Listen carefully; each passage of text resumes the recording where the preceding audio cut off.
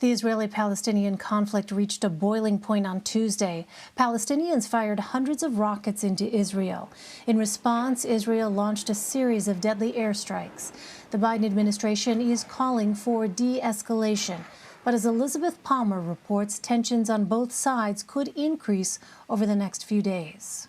Just after 9 this evening, rockets fired from Gaza lit up the sky over Tel Aviv. Down on the ground, sirens wailed, and people ran for cover. One woman was killed in the attack.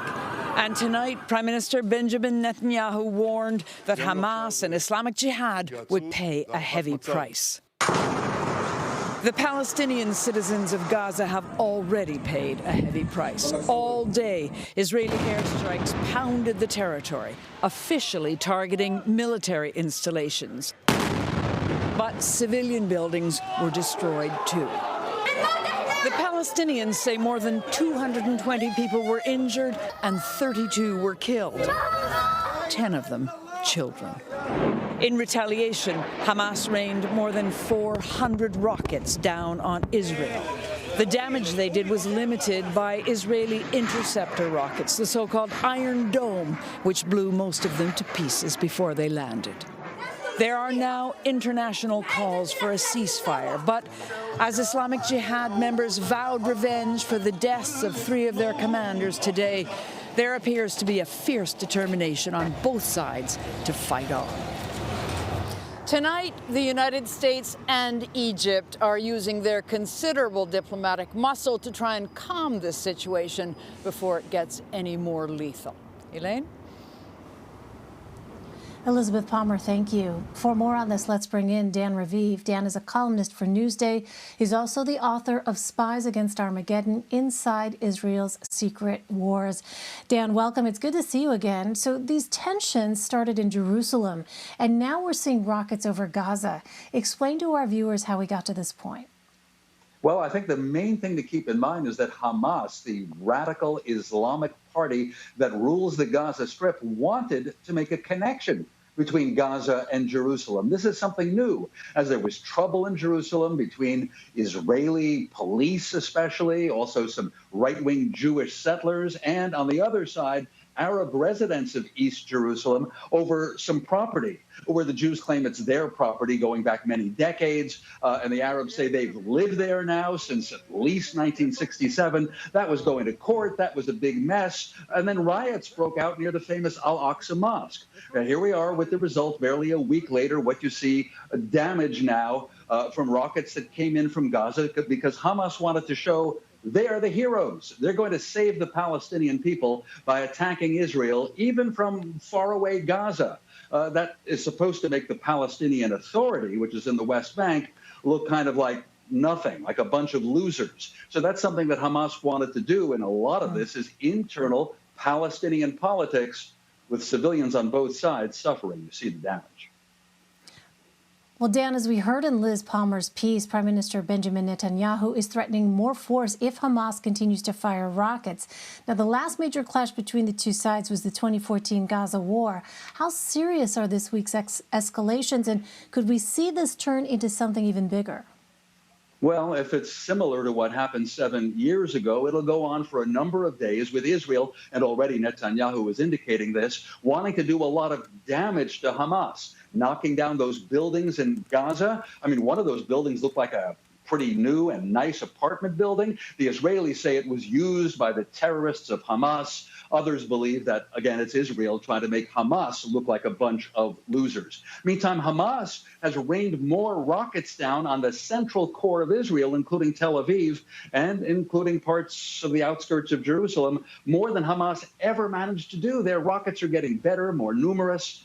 Even the famous Iron Dome system that Liz Palmer mentioned in her report, it's great at knocking rockets out of the sky, but it can't keep up when Hamas manages to launch hundreds of rockets all at once. And that's what Hamas, largely with Iran's assistance, has built up now. Lots of rockets, lots of money, lots of factories to build these terrorist weapons. And frankly, Hamas is hoping that maybe it'll get control even of the West Bank eventually. You may remember, Elaine, there were supposed to be elections. The Palestinians were going to vote in both the West Bank and Gaza. But in the West Bank, the authorities decided to call it off. Apparently, they thought that Hamas would end up winning, so they kind of chickened out. Dan, you mentioned Iron Dome. Tell us a little bit more about that defense system. How does it work? What was it designed for? Yeah, it's a great invention by Israeli scientists 10 years ago. And they were concerned, and I heard this from many of the Israeli scientists who took it as a mission to keep Israel out of war. They said that if they could have a system that would shoot down the mortar shells and cheap rockets that were coming in from Gaza, then the Israeli government wouldn't feel that it has to invade Gaza to respond to all the attacks. Now, that has been quite effective, but by now Israel's enemies have come up with so many they can fire at once. Again, Iron Dome, as you can see, was intercepting most of them, but couldn't get all of them. So it's not an answer forever. And by the way, so many people now say, how about a solution to the Israeli-Palestinian conflict?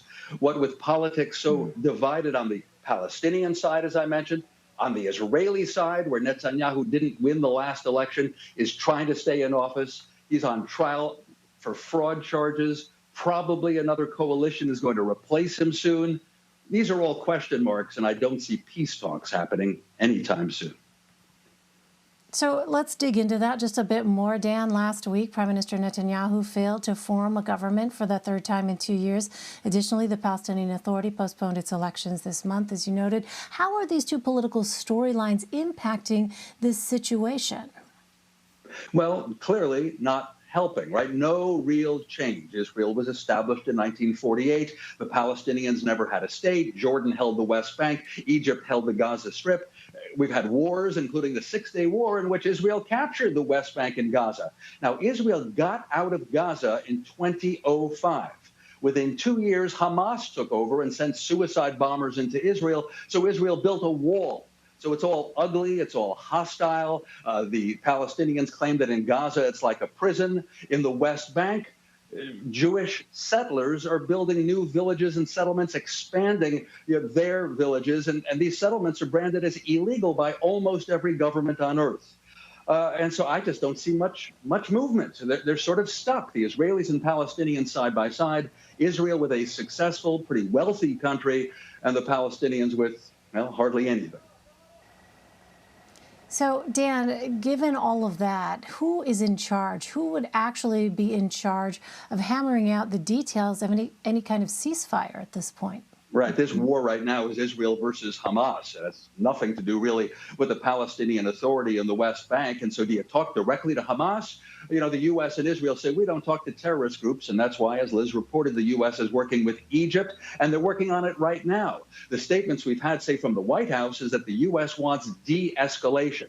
Also, in the past few hours, the White House said that the United States agrees that Israel has the right to defend itself, and the president, in effect, is taking Israel's side, saying Hamas is wrong to launch rockets at the core of Israel. So that would be the U.S. and Israel somehow persuading Hamas to stop all this. The Israelis say they're not ready to talk right now. They want to knock down some more buildings. They want to humiliate Hamas. Again, it doesn't lead to anything good, but the U.S. just wants things to calm down. This is not a high priority for President Biden. All right, Dan Raviv for us. Dan, a tough story, but it is good to talk to you again. Thanks so much, Dan. Sure thing.